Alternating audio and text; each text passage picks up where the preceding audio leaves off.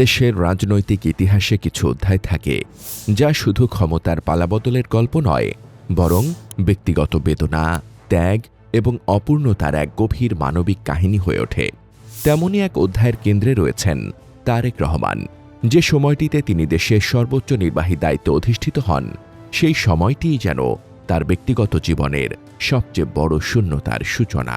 বহু প্রতীক্ষিত দেশে ফেরা, রাজনৈতিক সংগ্রামের দীর্ঘ পথ পেরিয়ে প্রধানমন্ত্রীর আসনে বসা, সবকিছুই যেন পূর্ণতা পেতে পারত যদি পাশে থাকতেন তার মা, দেশনেত্রী বেগম খালেদা জিয়া।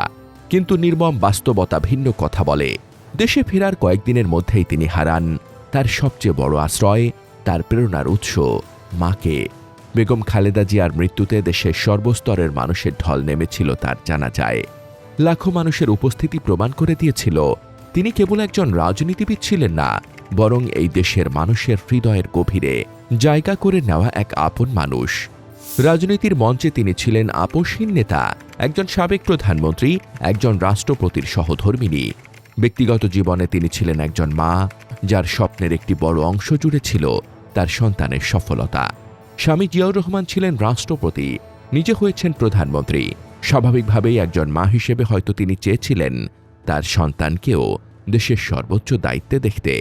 আজ সেই স্বপ্ন বাস্তব হয়েছে, কিন্তু স্বপ্ন পূরণের সেই মুহূর্তে তিনি আর নেই। গুলশানের সেই পরিচিত বাড়িটি, যেখানে একসময় ছিল পারিবারিক উষ্ণতা, এখন শুধুই স্মৃতির ভারে নীরব। আর তিনি শুয়ে আছেন চন্দ্রিমা উদ্যানে, তার প্রিয় স্বামীর পাশে, চিরনিদ্রায়। এই বাস্তবতার মধ্যেই দাঁড়িয়ে আছেন তারেক রহমান।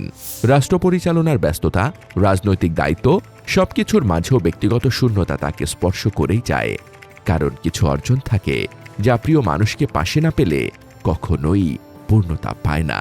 হয়তো তাই প্রধানমন্ত্রী হয়েও কোথাও যেন এক অপূর্ণতার বেদনা রয়ে গেছে একজন সন্তানের, যে তার জীবনের সবচেয়ে বড় সাফল্যের দিনে মায়ের উপস্থিতি আর ফিরে পায়নি।